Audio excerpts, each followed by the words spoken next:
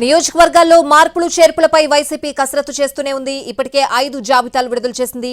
5 జాబితాల్లో 61 MLA, 14 MP స్థానాల్లో మార్పులు చేర్పులు చేసిన వైసీపీ ఇప్పుడు 6వ జాబితా సిద్ధం చేసే పనిలో పడింది.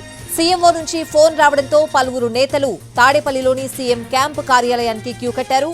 కనిగిరి ఎమ్మెల్యే బుర్రా మధుసూదన్, సంతనూతలపాడు ఎమ్మెల్యే సుధాకర్ బాబు, రాయచోటి ఎమ్మెల్యే శ్రీకాంత్ రెడ్డి, చిత్తూరు ఎమ్మెల్యే ఆరణి శ్రీనివాసులు, నెల్లూరు అర్బన్ ఎమ్మెల్యే అనిల్ కుమార్ యాదవ్ సీఎంఓకొచ్చారు.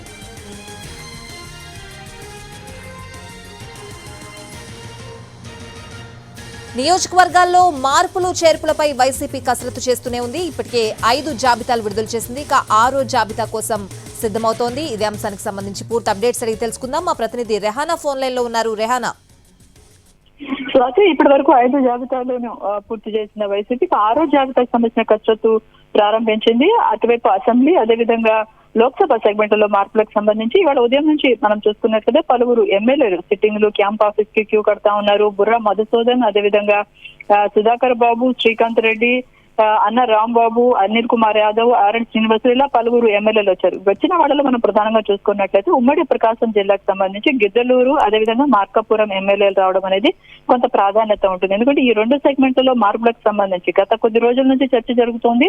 గిద్దలూరులో ఖచ్చితంగా నియోజకవర్గంలో మార్పు ఉంటుంది అని. అయితే అన్న రాంబాబు తాను ఎలక్షన్ లో పోటీ చేయనని చెప్పడం, తర్వాత మళ్ళీ ఆయన పిలిచి సీఎం మాట్లాడడం, తాను ఎన్నికల్లో బరిలో ఉంటానంటే కొంత అసందిగ్ధత గిద్దలూరులో కనిపిస్తుంది. అదేవిధంగా మార్కాపురానికి సంబంధించి కూడా ఇక్కడ క్లారిటీ లేదు. సో ఈ 2 నియోజకవర్గాల నుంచి నాయకులు పిలిపించి మాట్లాడుతా ఉన్నారు.